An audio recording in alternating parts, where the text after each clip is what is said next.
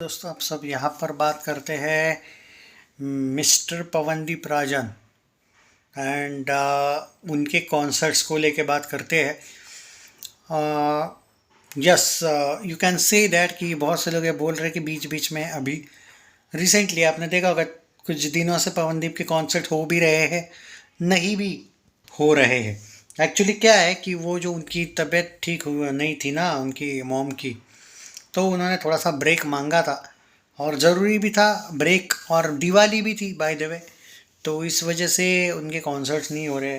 नवंबर में और दिसंबर का भी अपडेट आया है। पहले सिर्फ कल मैंने नवंबर का अपडेट दिया था, दिसंबर को लेकर अपडेट नहीं थी, तो दिसंबर का भी अपडेट आया है। पूरी डिटेल चर्चा करने वाले हैं। पवनदीप राजन भी बहुत जल्दी आपको दोस्तों बॉलीवुड में दिख सकते हैं, ऐसी न्यूज़ है। वो मैं शाम को या फिर कल आपको कंफर्म करके सोर्स से दे दूंगा अपडेट, क्योंकि बॉलीवुड से कनेक्शन अच्छा है अपना थोड़ा बहुत, आप जानते हो, दूसरा चैनल मेरा।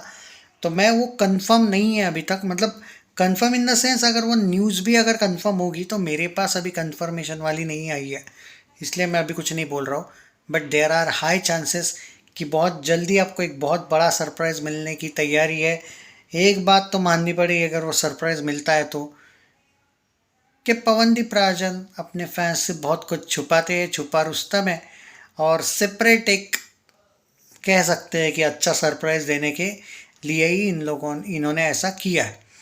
ओके। दूसरी बात इम्पॉर्टेंट ये है कि वो कॉन्सर्ट वगैरह तो होते रहेंगे, बॉलीवुड का भी बताते रहूँगा मैं आपको।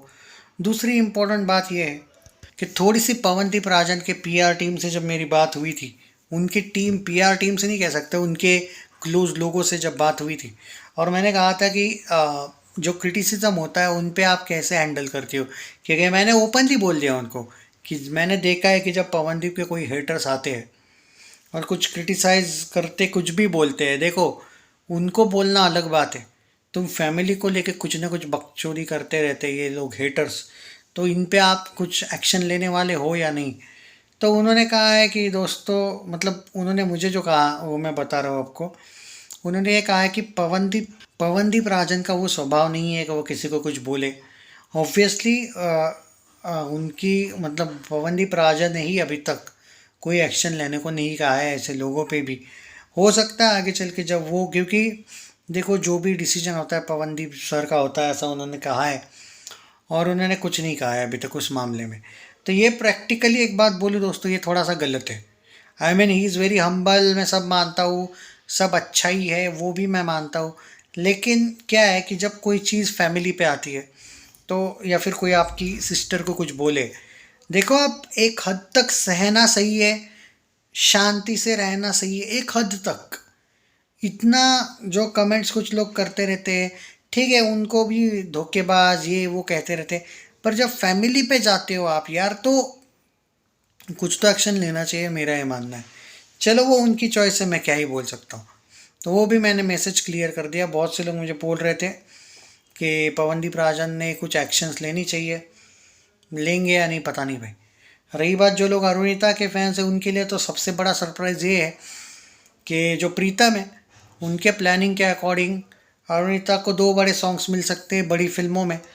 अब देखते हैं कि क्या अल्फ़ा फिल्म में सॉन्ग मिलने वाला है आलिया भट्ट की या कोई दूसरी, अभी देखते हैं, अभी there is no confirmation yet. लेकिन हाँ, तैयारियां चल रही है अरुणिता के बड़े लेवल के डेब्यू की, प्रीतम की बड़ी एक सोर्सेस की तरफ से आई हुई ये खबर है कि एक नई सिंगर की, अब वो सिंगर का नाम उन्होंने नहीं बताया, वो अरुणिता है या प्रीतम की टीम में कोई दूसरी है सिंगर भी है नई, वो देखना पड़ेगा।